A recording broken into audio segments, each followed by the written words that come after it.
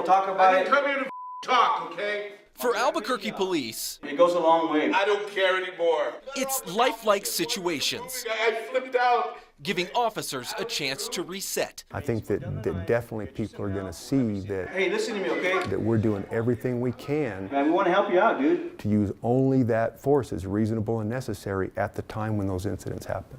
Through classroom teaching That can still be a show, of course. and hands-on, You have a dispatcher. real-world role-playing, You know, it's important that we get this taken care of. APD is now in the process of retraining every single officer in how and when to use force. Okay, what technique are you going to use? It's a key component of everyday work that the department has agreed to change nearly 2 years after the feds put their foot down. The Albuquerque Police Department engages in a pattern or practice of violating residents' Fourth Amendment rights by using excessive force during police encounters.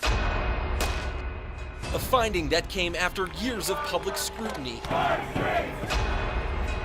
and protests through the streets of Albuquerque for the department's history of controversial shootings, violent arrests, and expensive lawsuits. There's always those things that we could have done a little bit better, always.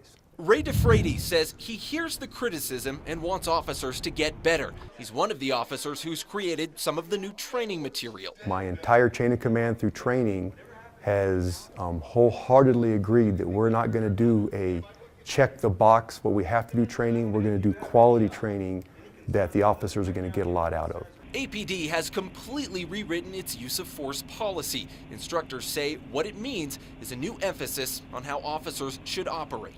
We're just trying to make our tactics better so that we're safer as officers and then we're less likely to have to use force. So how does it all play out? Since February, every single APD officer has taken a week or 40 hours off of the job to learn. New use of force training starts in the classroom with 3 full days of instruction. You'd rather have what? More distance. Trainers are re-emphasizing that officers should keep their distance and use the minimum amount of force necessary. I take a step or two back. What do they need to do? They need to now start over and observe what I'm doing. They want officers to take more time to talk to people and think harder about if they should use any level of force. APD is also teaching officers to use tasers less. We can no longer use it in drive stun mode alone. That drive stun mode is when an electric current is jabbed directly into a person, causing intense pain. Officers are now required to fire the taser's darts first to try to incapacitate the suspect. The taser is now also considered one of the highest uses of force. Officers are being taught to go hands-on with uncooperative suspects more often. Put your hands behind your back. Give me your answer.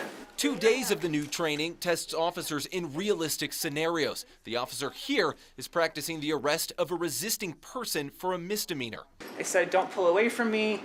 He pulled away from me again and started trying to flee. Instructors are there too to critique the officer's reasoning behind their actions. It's feedback many officers say they haven't gotten since their police academy days. You cover the 3 things, like severity of crime, immediate threat, and if he's actively fleeing or fighting. Because APD is teaching officers to go hands-on more often, It's harder for me because he's in a high guard. they're also retraining officers on how to defend themselves when the suspect tries to get the upper hand. It's a safe location to make mistakes. We can correct mistakes. And when it comes to deadly force, officers are still using interactive video to train. Sir, stop! Drop the gun! Drop the gun! But perhaps one of the most critical new training scenarios is this. I just want to tell her I'm sorry. I will. Can I, Mike, if I get you to take a step back, I'll let her know. Pause. The man is an actor, armed with a fake knife and pretending he wants to hurt himself or anyone else. APD is training Officer Ramiro Garza how to talk the man down. Instructors pause the action to make corrections. You may be getting sucked into this conversation, but the problem here may be that your partner may be forced to use force if he keeps getting closer. I need you to recognize the danger because of the proximity and let him know that he needs to back up. We've done good so far, man, but I need you to step back. Officer Garza has been with APD for 7 years. It's very challenging. We've had training in the past, but nothing, I think, as far as to this caliber. It's a little more intense, which I think is good.